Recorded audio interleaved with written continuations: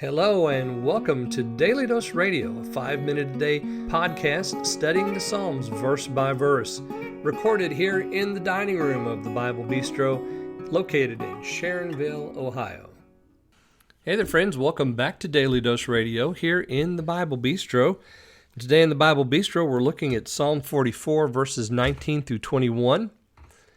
We've looked at how the psalmist is confused by their situation, and yet he comes back with an argument saying, all this has come upon us, yet we've not forgotten thee.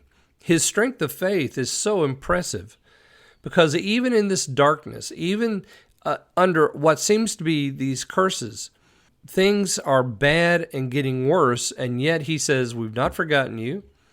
We've not dealt falsely with your covenant. We've not turned back, and our steps have not declined from the way. This is such a wonderful confession. And it's a confession that we too need to have. Even when we don't understand and things are confused and things are bad, we still can hold on to our faith. Faith does not have to evaporate in the darkness. No, ladies and gentlemen, it should strengthen in the darkness. We shouldn't be angry with God. We should be devoted even more to Him because He has all things in His control. Now, in verse 19 is what we're going to come to today. We have some very interesting language. He says, let me just go ahead and read 19, and I'll just read these three verses, 19 through 21. Though thou hast sore broken us in the place of dragons and covered us with the shadow of death, if we have forgotten the name of our God or stretched out our hands to a strange God, shall not God search this out? For He knoweth the secrets of the heart.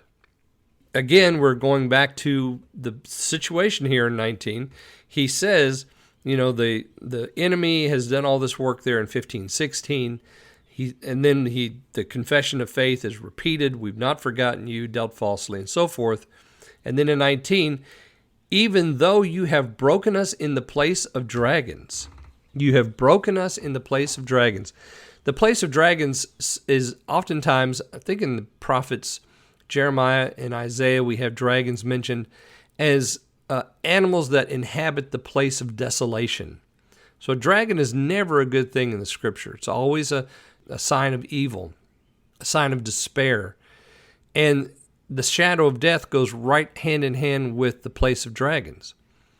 But better to be in the place of dragons and faithful to the Lord than seated in the seat of the scoffer, right? Or standing in the place of the scorner. Better that than the place of the scorner. The place of dragons, if you're trusting in the Lord, is so much better. And even though covered with the shadow of death, they're still not turning back, and their steps have not declined from God's way. They're in a good position, aren't they, to be delivered from whatever this catastrophe is that has overtaken them. If we have forgotten the name of our God, notice the language here, if we have forgotten the name of our God. So there, again, he's confused. In 15, he says, my confusion is continually before me. If this has happened, that forgetting the name of our God and stretched our hands to a strange God, shall not God search this out? So if we have forgotten, now we have the positive statement there in 17, we have not forgotten you. And then he says in 20, if we have forgotten the name of our God, just in case we have, and stretched out our hands to a strange God. But of course, according to everything that he said so far, we know that's not happened. Shall not God search this out? For He knows the secrets of the heart.